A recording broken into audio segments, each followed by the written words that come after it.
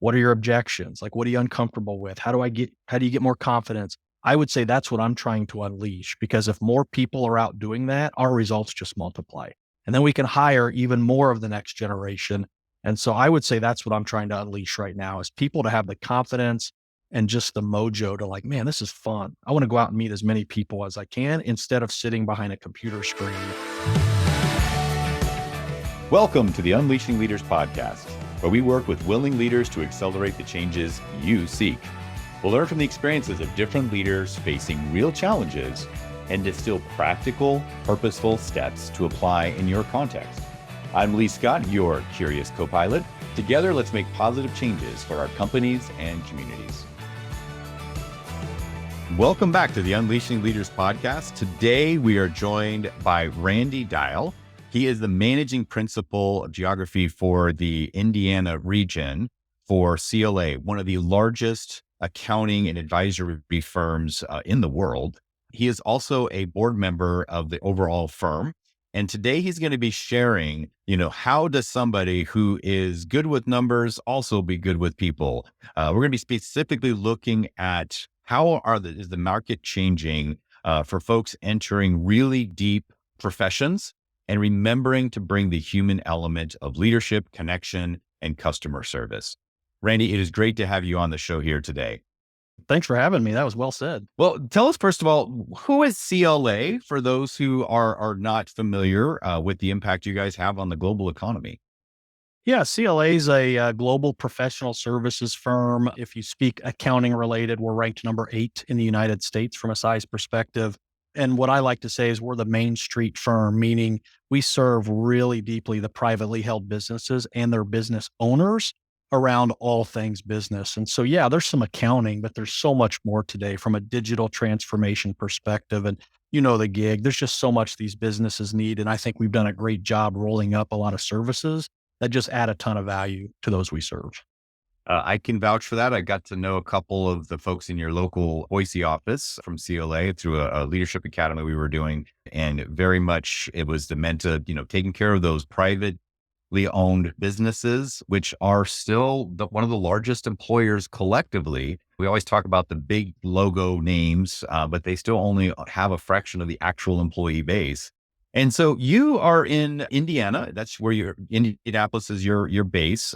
Tell us a little about your experience growing up as a small town Indianapolis kid. Yeah, so I was born and raised about an hour northwest of Indianapolis in a town called Frankfort. Really wasn't a business family or a business high school education. It just was one of those great rural high schools, 3 sports.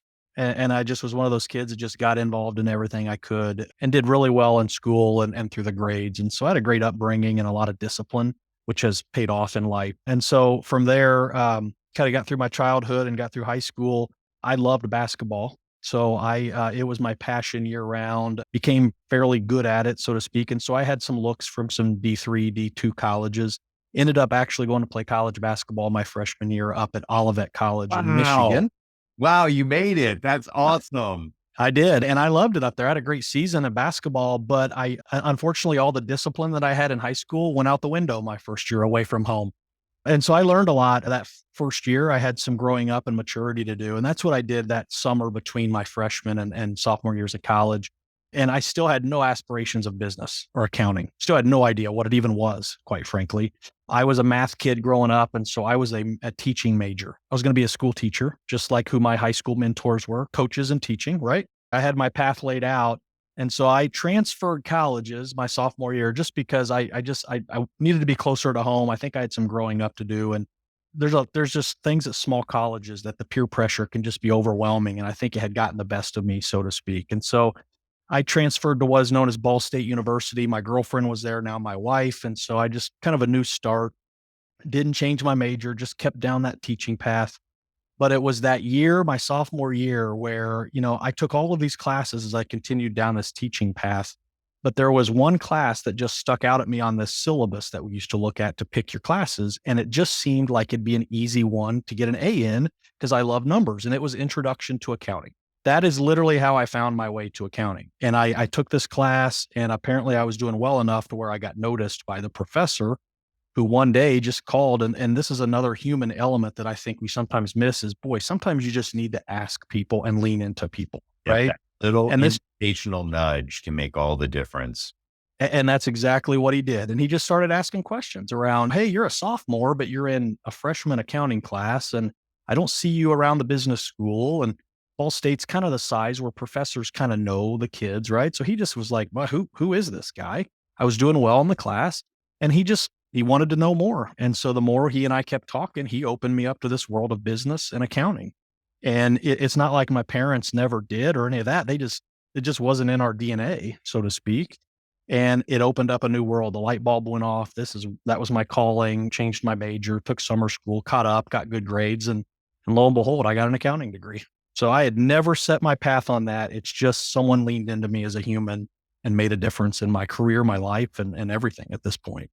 And it's funny, Randy, because it's so hard to see that when you're looking forward, right? Because there's so many branches and paths that it could take. But then looking back, it's like, wait a second, this skill, this discipline, this strength, this experience, all built in. And then, a mentor showed up at the right time, opened a door and said, I think you're slotted for platform 9 3/4, right?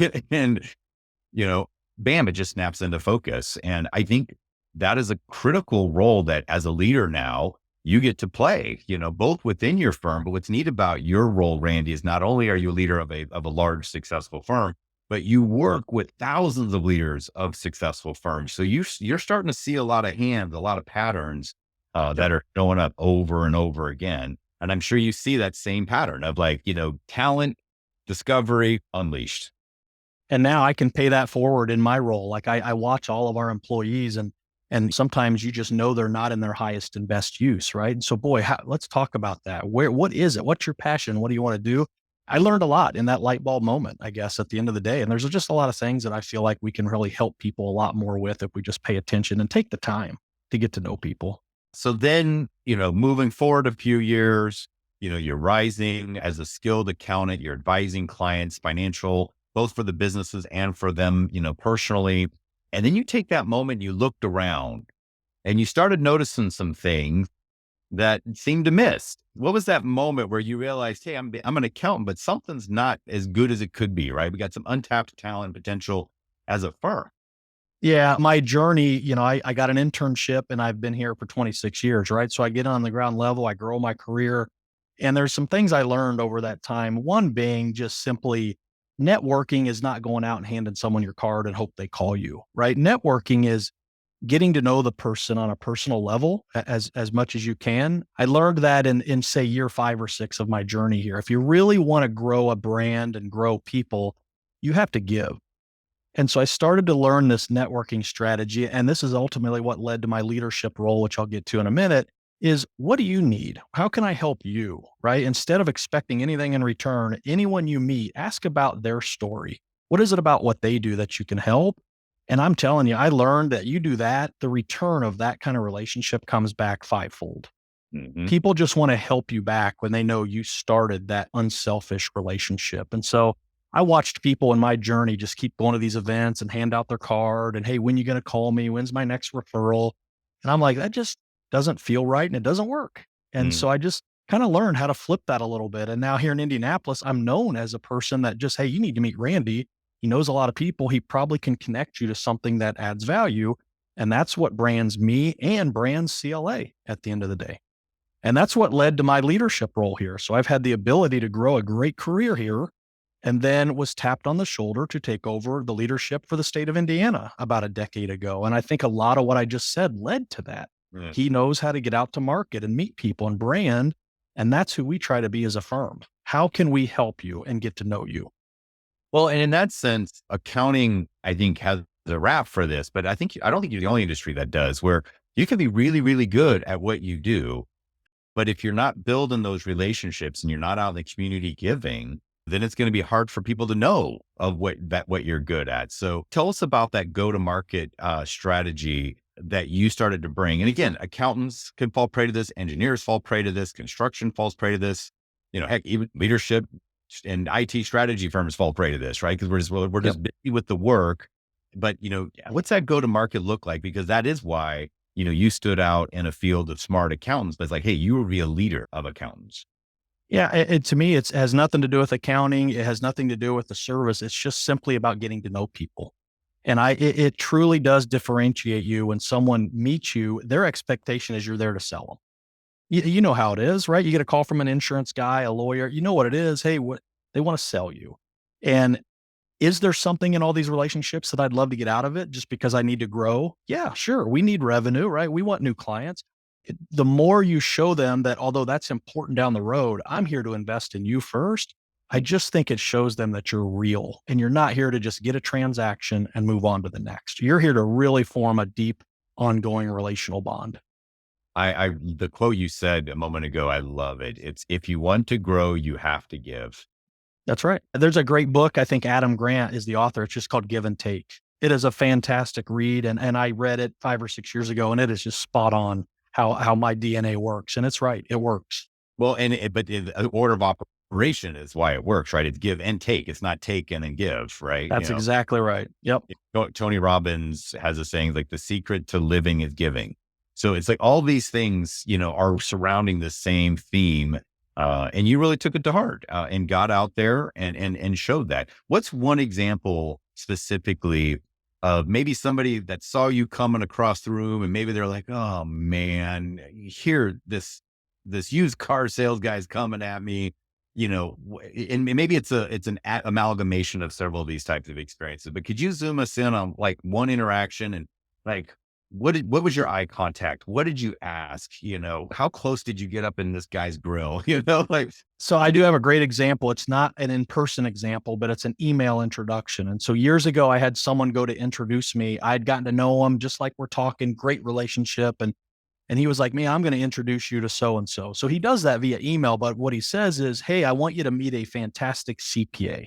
Like it read like the most boring introduction ever. And of course, if someone sends me an email that says, hey, you need to meet this insurance guy, I'm like, no, thanks. Right. And so sure enough, this person said, that's okay. I've already got a CPA. I'm not interested. And so what I did is I told this person, I said, look, next time you go to introduce me to someone, no matter how you do it, leave accounting out of it. That's not why I want to meet them. Tell them I'm just someone that wants to hear their story. I want to know what they're all about. I'm here to help. Now people do that, right? And I do go into these meetings and I'm not like, here, I'm Randie Dial, I'm with CLA. What do you have for me today? Right? It's, hey, I'm just here to meet and I want to talk and I want to hear more about you and how I can help. And I've had several meetings. By the end of it, they're like, so do you want my business or like, are you, and I'm like, well, if you're looking for a new accountant or someone to help, of course I do, but that's not why this meeting happened. So it's fascinating how it works if you truly mean it from the heart.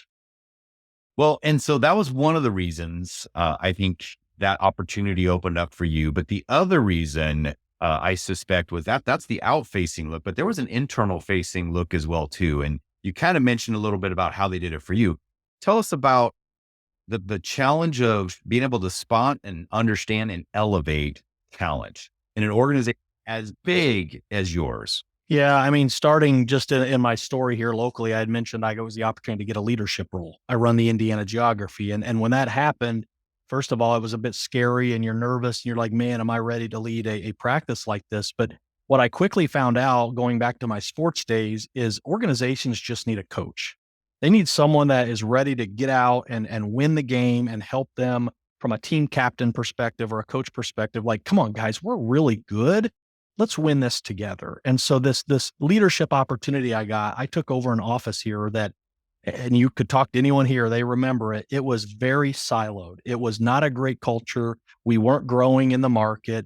We weren't going to market. So there was just a lot of stuff that needed to be changed. And luckily I was given the nod to rewrite the story here to some extent. How do you take these siloed practices, all that are great people and have their own little microcultures? How do you bring that together and go to market and win as a team?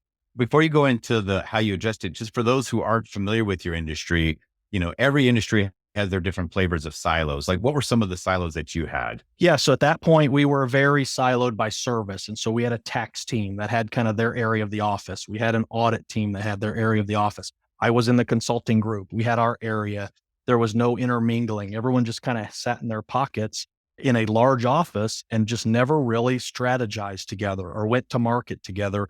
and tried to win things on their own, so to speak. And so that was the challenge that I was handed, cultural challenge, but then also, hey, we're not really growing. No one knows who we are. We got to figure that out. And you figure that out by bringing it all together in the market, not silo strategy.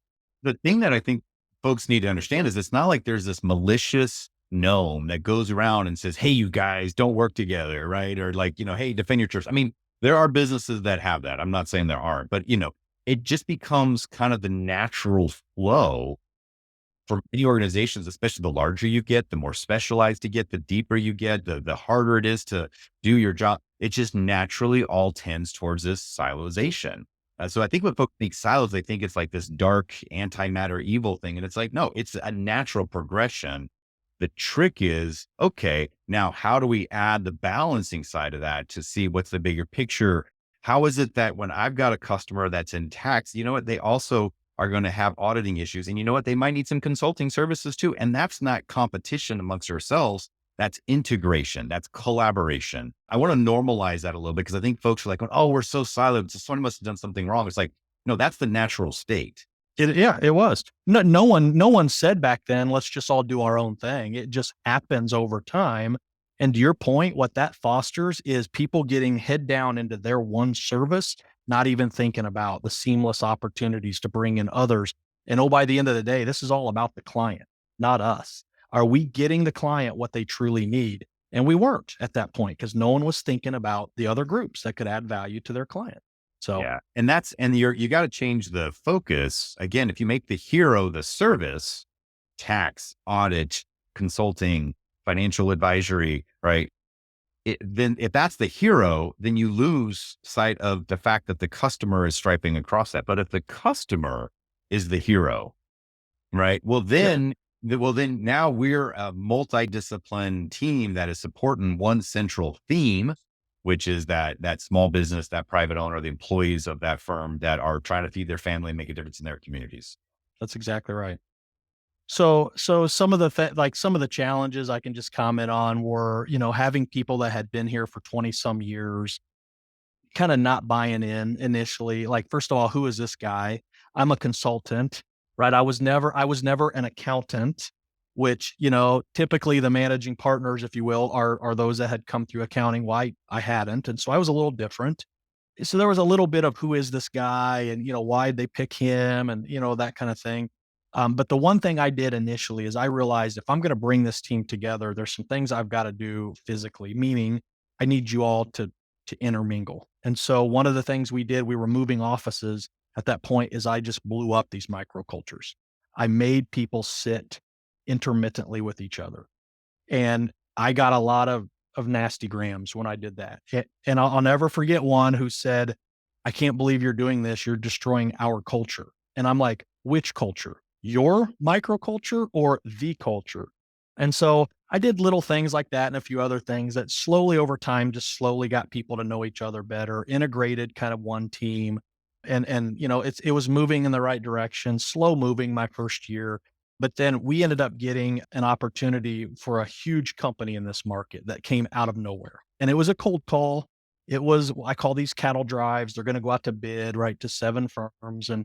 And this was, I think, our chance to at least just play ball as a team together. We hadn't had a whale like this come across. And what I really liked about this one is that it was a chance for audit and tax and consulting, all of us to go win this thing together. It was a long shot. I felt in my heart, I'm like, boy, it'd be nice to win this one, but I'm like, this is a big one. And I just don't know that they know enough of who we are and if we can win this opportunity. You may not be able to say the name of the firm, but how many employees did they represent, or maybe revenue, just to give us a sense of scale? Headquartered in Indiana, nationwide company. At that point, I think there were 4 billion in revenue. Okay, Just so monstrous this company. officially qualifies not as a whale, but it's a pod of whales. Yeah, exactly.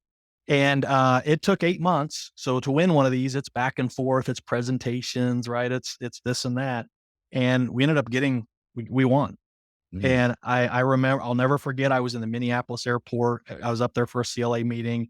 I knew the decision day was here. I hadn't heard from the CFO all day, so I was starting to feel like, okay, we got beat, but I'll wait to see But what. hey, we played well, right? You know, Oh, I was so proud of the team and how we went up just the presentations, everything went so good. So I already knew things were starting to move forward.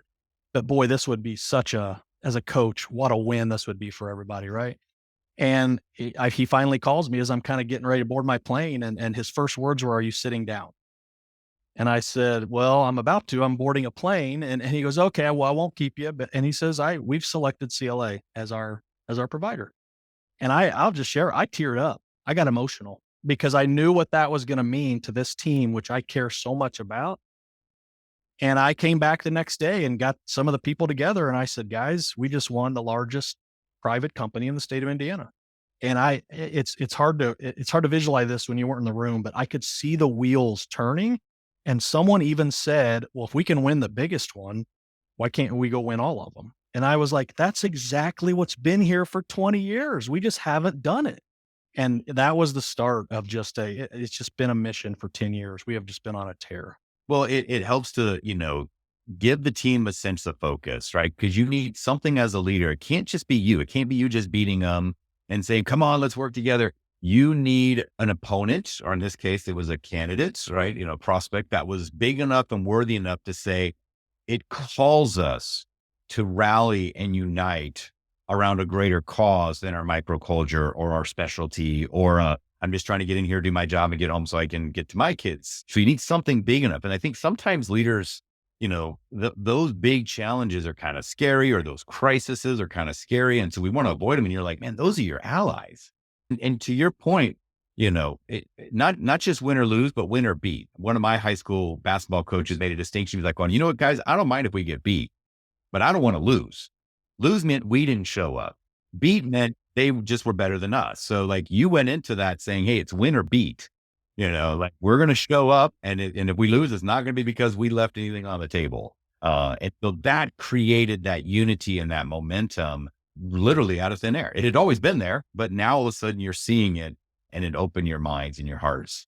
And what I really enjoy is they finally understood, like, CLA is one team, not the silos. And the CFO's feedback was he was so impressed with how seamless we were in the room together, right? And so just for them to hear that, it just started this, wow, maybe we should go to market more together. And yeah, guys, you should. That's right. So This stuff matters. So then since that time, that was the precipitating event, right? That was the transformational moment. And that was years in the making. It was you coming up through the ranks. It was you out there building connections in the community. It was having the opportunity to disrupt those silos. Like, so a lot of work went into that. Boom, big moment. So since then, what are some of the little things you're doing to continue to maintain this sense of unity and connection across your indie based team? yeah, I'm a huge culture guy, you can probably tell that. I don't like to lead with a stick, right? And so no matter good or bad, there's ways to deliver inspirational messages. Sometimes accountability has to be addressed, but you can do some of that through really good inspirational coaching, get people motivated. We do a lot in this office around stuff like that. Whether it's fun events or whether it's team events or whether it's really good one-on-one coaching or things like that. We just really lean into the people, I guess, not just here, everywhere, but I've really watched it here. And what's really cool is now have a leadership team that is doing the same thing. And the more you keep cascading some of this cultural people, initiatives, it just starts to catch fire. And so what we do is a great place to work at CLA. We do this annual survey, and we are a great place to work. We've been awarded that distinction, but every office gets their scores, and you get to see how did your team score your office around this survey. And there's a few things that they want you to work on, but I've been so proud over the years that the anonymous comments around how much we seem to care and how much time we spend with people and some of that stuff really starts to shine. I would say if there's one thing our people would tell you about our office specifically that is different is what happens every Friday. I send I just call it a simple Happy Friday email. I started it in my first year because I'm big on recognizing people. That's really why it started. I felt like I hadn't seen a lot of that in my first so many years under the old leadership. Randy, keep in mind, like, what is this kills me. I'm on a board for a financial services firm as well. We just went through our audit. There's a phrase that says when you have a audit that is whistle clean, there's no findings. It's an unqualified opinion. Oh, yeah, yeah, yeah, yeah. That's the technical term. Yes. That's the technical term. And so they're like, well, we have an unqualified opinion. And I'm like, I keep hearing this phrase. It's an internal joke now for this particular organization. It's like, what's an unqualified opinion? That's the industry vernacular, the terminology. The best you can get is I don't have anything to criticize. All right. Now flip that on its head.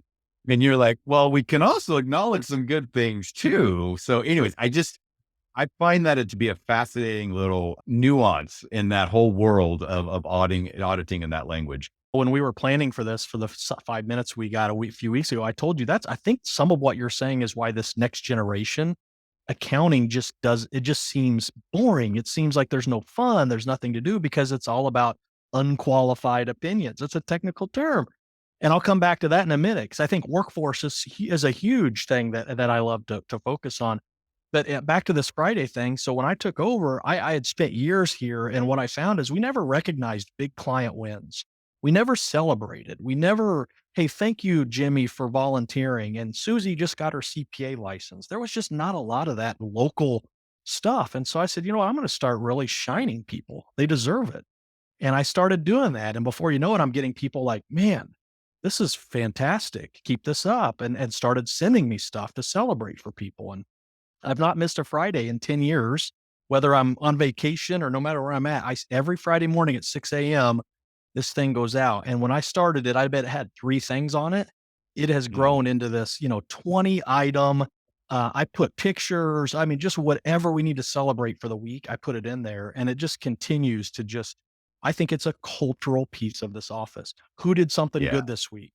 What are the big wins of the week? And just a way to celebrate as a team, which again was this whole concept we were trying to build from the beginning. We are one team. And it's Now, something that I've just never given up. I just want to highlight for all of our listeners, right, out there that are saying, I'm too busy for this, right? We've got Randie Dial on the line, dialing us in, 8th largest accounting firm in the world. He's on the board. He's, big regional office. Randie, how much time a week are you allocating to the Happy Friday email? I just want to blow this excuse up. I keep a notebook. I'm old school. And every time I hear something, see something, or someone sends me something, I jot it in my Friday. There you go. My Friday column, and it's there. And I will start on Wednesday and I just type the email up with what I know at that point, send it to myself, and it's ready to go. And then if someone sends me something more on Thursday to add to it, I just add to it. All in at most an hour. Probably more routinely closer to 30 minutes. Yeah, yeah, exactly. Just depends on how much of the week and that kind of thing. But yeah, it's not hard. And really, it's this piece. People just forget about a lot of stuff. So it's like, Listening for it, right? It's the other big thing I think is key about this, Randie, is like if you did this twice a year and you did it with like video snippets and a production and a ticker tape parade, do you think it would have more or less impact if you just did it twice a year? That's all. But you did it like really glossy versus every Friday in its gritty, raw form. Which one do you think would have a bigger impact? weekly consistent, big time. It's real time. People aren't thinking for 6 months. No one noticed what I did. Like it's just, you got to be real time today and consistent. Yeah, that's such a pivotal principle of leadership is it's not the big things. It's the little things you do routinely and consistency with high frequency. That's what breaks through the clutter and the noise. So good on you for doing that. And if you can do that for 10 years, vacation or no, 30 minutes to an hour a week, man, I can't think of a listener out there that would say, but my situation's different. So that's amazing. And this morning's email that went out, since this is a Friday, we're talking was one of them was about our high school internship, which I know is something that I'm very passionate about. And we kind of talked briefly about how this accounting profession is starting to lose enrollment and interest when at the end of the day, it should be going the other way because this is such an exciting profession, but the perception is it's not. Well, and I think there's a generational dimension, there's a professional dimension, but yeah, what are you seeing in terms of the trajectory for recruiting that next generation of professionals? And, what are you doing to turn that on its head as you've done many times before and say, no, this is an opportunity, not a challenge? Yeah, I think in reality, what's happened is this next generation has heard enough about accounting from grandma and grandpa or mom and dad about how hard it is. It was 80-hour weeks and chained to the desk and just all these stories, right? Which today does not exist because we have technology. We can work from home when we need to. You're more flexible. Back 30 years ago, yeah, when you had kid activities, but you were a tax accountant, sorry, you were stuck in the office because you did not have this flexibility. And so I think getting them to understand it's not what you're hearing from that generation. And then number two, helping them understand they're not going to come in and sit in a cubicle and just do nothing but grunt and tax work or audit work. Right? It's relationship building. This is the profession you want to enter if you want to get to know people and help people. It's that simple. The amount of businesses we get to touch, the amount of impact in the community that we get to have through helping those businesses, that's the message we're trying to drive to the next generation. As a what are we doing about it? I'd say two things, and one from a CLA perspective, and then I'm on the board of my college's accounting advisory board. We got to get to the high schools. We got to get there. We need to spend time there. We need to get in the classroom. We need to share all of the inspired careers that they could build within a firm like CLA. It's not all about accounting. Yeah, you can come in and do accounting, but guess what? You might fall in love with the digital transformation group or do some cybersecurity consulting or we don't care. Come in and just get to know people and watch. You're going to find some kind of nice career opportunity. And so CLA did our first summer high school internship program last summer. We hired 60 high school kids in 15 markets. And after we were done, we surveyed those kids. And I believe the number was 75% of them had said when they go to college, they are going to consider majoring in accounting. So if one class moved the dial like that, what if we keep this up? And then what if we get our other competitors to join us? Because this is not a CLA issue. This is a profession wide issue. Let's all move this ball together. And in 3 to 5 years, we've got the enrollment back up to where we need more candidates going forward. And so, and Ball State, where I went to college, same thing. How do we get Ball State in the classroom? How do we get it to talk to these kids about accounting?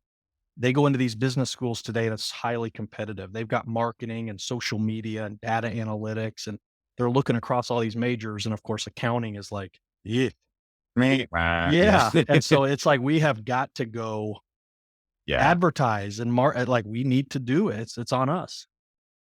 Yeah. I think that's the interesting thing is that historically it was like marketing was done for your prospects and, but recruiting was just selecting amongst the many people lined up outside your building looking for a job. And it's like, no, now marketing's got to go both ways, right? You're marketing to get the supply, you're marketing to get the demand and then, make it happen. Same thing at the college level. That's what we've heard. Like kids used to just be lined up to get into these accounting programs. And now there's no one in line anymore. And it's just like, yeah, we're going to have to go get them. That's just the way the world is right now. The thing that I'm seeing as a theme across our guests, it's the same pattern. It's like, you just have to be intentional. Like there's certain things that maybe in the past you could take for granted, or maybe you could survive without it, but like you have to be intentional about it as a leader. And I think the challenge then is how do you provide focus on which things should be the few things that we're intentional about? Because you don't have the intellectual capacity to be intentional about everything, because then it just, you burn out. So you being able to say, we're going to focus on the high schools, we're going to create an internship program, we're going to just, shift the flow of people even going into these programs so that it expands the candidate pools. And that's a 8-year lead time, but doing it now is going to make a difference for us 8 years from now. Like planting the seed today, you're like, well, let me just find a seed that grows faster, or plant the seeds sooner. Well, and it'll grow faster if our profession all gets on board with it too. And that's our hope is we're going to do it again this summer. I think we're going to more markets within CLA, but our hope is some of our national brethren have heard about this and they start doing it. And before you know it, the seed is growing a lot quicker because there's just more water going onto the seed. So, but I'm passionate about it. I know the fun and the blessings I've had. And it's just like, man, how do we get these kids to see the opportunity that's before them, Well, and what's nice about your story, and I think a lot of organizations have this potential, is to respin it from, what is the impact that you're having versus what is the activity that you do. Right. So it's like, okay, you're going to do debits and credits and audits and findings and, versus like, hey, what we do is we help small to medium sized privately held businesses, even large ones, we help them figure out their story. And we help them see what the numbers are telling them so that they can, grow or extend their impact or be able to hire more effectively, be able to pay their people more, be able to have greater, like that's what you're doing. And you're like, wait a second, I'm not an accountant. I'm a Jedi. And you're like, yeah, that's exactly right. And that is what's appealing. I mean, we're seeing the same thing with our change agents that we're bringing in. They want to be about impact. They want to be about changing the trajectory of the world. And they also want a little bit of variety. So to your point, right, that also helps. Okay, well, let's have you have a rotational type of experience, which then helps reinforce the unity. So I think it's a challenge in this labor market, but I also think it's an opportunity for those businesses that are smart enough to say, hey, this is going to allow us to attract the right kinds of people to take our businesses to the next level. That's right. Amen. Agree with everything. Thank you for joining us today on the Unleashing Leaders podcast. Subscribe so you don't miss a moment that could be the key to your next breakthrough. Let's stay connected and contribute together by grabbing that @Unleashing Leaders handle on LinkedIn, YouTube, or your favorite network. This is Lee Scott. Keep learning, loving, and leading. Our future and our communities are counting on us.